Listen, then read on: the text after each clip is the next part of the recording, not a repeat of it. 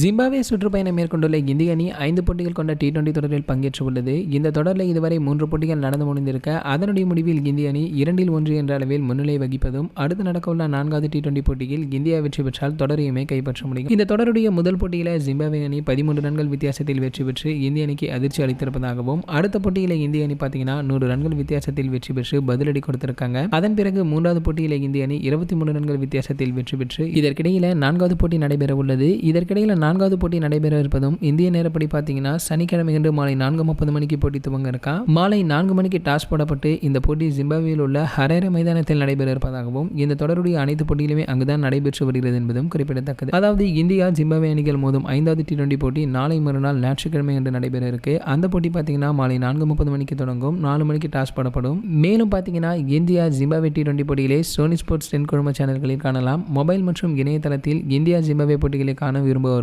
Sony live mobile செயலியும் அல்லது Sony live இணையதளத்தில் போட்டிகளை காண முடியும். இந்த போட்டிகள் பார்த்தீங்கன்னா இலவசமாக ஒளிபரப்பப்படாது என்பதும் குறிப்பிடத்தக்கது. மேலும் சோனி லிவ் சந்தாதாரர்கள் மட்டுமே நேரலையில் இந்த போட்டிகளையுமே காண முடியும். சரி, ஓகே, இது போன்ற கிரிக்கெட் பற்றி வெளியாகும் அனைத்து செய்திகளை நீங்கள் உடனே தெரிஞ்சுக்க நம்மளுடைய கிரிக்கெட் நியூஸ் அப்டேட் நம்ம சேனலை சப்ஸ்கிரைப் பண்ணிக்கங்க. பக்கத்தில் உள்ள பெல் ஐக்கானை கிளிக் பண்ணிட்டீங்கன்னா நீங்கள் நம்ம வீடியோவை மிஸ் பண்ணாமல் பார்க்கலாம்.